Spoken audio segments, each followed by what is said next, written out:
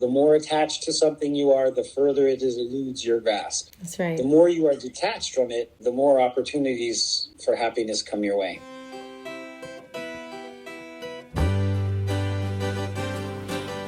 Hello, hello, hello. I am in sweatpants, sweatshirt, thick socks with a hot water bottle because I have terrible cramps right now. That's just life. That's how we're gonna do this video. So I'm making a video today in response to a DM that someone sent me. To be honest, I've been avoiding making this video because I don't ever want to come off as preachy or imply that the way I found my partner is the only way. I think in all the years of hearing stories from people about how they met their partner, the one constant is that there is no formula. But my dad was very emphatic about a certain method that he was taught. Dad, I want people to hear the method that you always put forward for us. Okay, so over the years I called it the Afaf method because it worked so well for me. A wonderful Iraqi woman named Afaf Abbas. She was giving a talk about marriage and family life. Her basic message to the young people that are assembled in this class was, don't spend a lot of time obsessing about finding your partner. Mm-hmm. In fact, her message was forget about it completely and just work on yourself to get to the point where you trust in the universe that you will eventually meet with the right person and that person will just be presented to you eventually. But her theory was if you spend a lot of time searching and trying to look right and act right and attract someone, then you become kind of lost in focusing on yourself. Afaf's message was, there's so much that you need to do. There's so many important things to learn and important experiences that you need. It's a waste of time. The tendency is to do the opposite of the Afaf method. The message that I was always told was, stop focusing on trying to find a partner. Just live your life, like make friends, travel, go to school, just live your life, and you and that person will be put in the same place. Right. In fact, when I first heard about the Afaf system, she actually drew a picture of the earth on a chalkboard. Mm-hmm. She's Iraqi, so she said it in an Iraqi accent. If you are standing here, and she drew a little figure on the top of the globe, eventually, at one time, your true mate will be brought all the way from the other side of the globe and will just be put down next to you.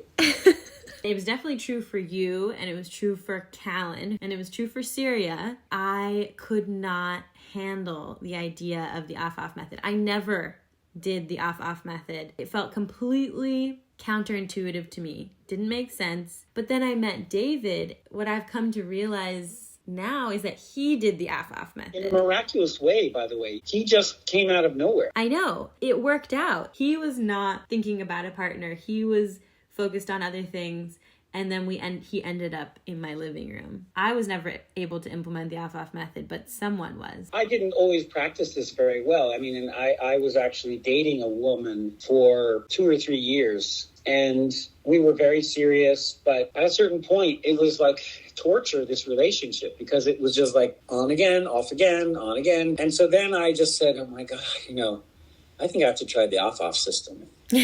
I'm just going to forget about relationships entirely. And I said to myself, I'm going to challenge myself. Okay, I'm going to get to the point where I can honestly say, I don't care. If I never find the right person, it's okay. I'm just going to make myself happy in every other way possible. Right. And I'm just not going to even think about this. I'm just going to trust that the universe is eventually going to present the right person to me. I just had fun with my friends of all different types, but I wasn't looking for that, right? And then I was asked to go on a trip, which took me overseas to the Bahá'í World Center in Haifa, Israel. Mm-hmm. And I was feeling like really good in my resolve about just to be detached. And then I just, cut a long story short, I knocked on a door and my future wife answered the door. And my knees became jelly because I said, in one instant, the Afaf system just dissolved. Actually, that was the day I was leaving the country. I would probably never see this person again. She was from England. And so I fell head over heels in love with the Afaf system. I said, okay, either it delivered or I fell off the system and I failed. Right. So I said, I got to find out what it is. So I was on the way to the airport and I wrote a letter to her and I mailed it in the airport. And one thing led to another, and that's your mother and the mother of your brother and sister. I mean, I think that's what was hard about it for me growing up, because it had worked so well for you guys. It's a tricky method to implement because you're using the Afaf method to find a partner. But in order to use the Afaf method, you have to be truly okay with not having a partner. I think this is Zen, actually. It's the teachings of all the great faiths. The more attached to something you are, the further it eludes your grasp. That's right. The more you are detached from it, the more opportunities for happiness come your way. The one thing I would challenge you on, though, you said that part of the Afaf method is to not focus on yourself.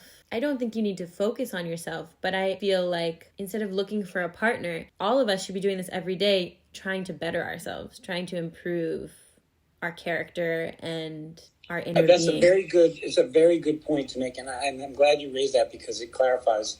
I think maybe I misspoke. I think you should always be working on yourself and trying to improve your moral and spiritual qualities and become a better person. What I was getting at was that you become obsessed with your clothes, your appearance, I see. your, the material things that you offer in a relationship, like the first off things that attract, the things you can just see from a distance, right? So that's what I meant. You become overly carried away with that part of your life, when you're always on the hunt. Right. And I think in a way, people, what happens is it's a long time since I've been in any kind of dating situation, but I don't know if it's the same today. You front.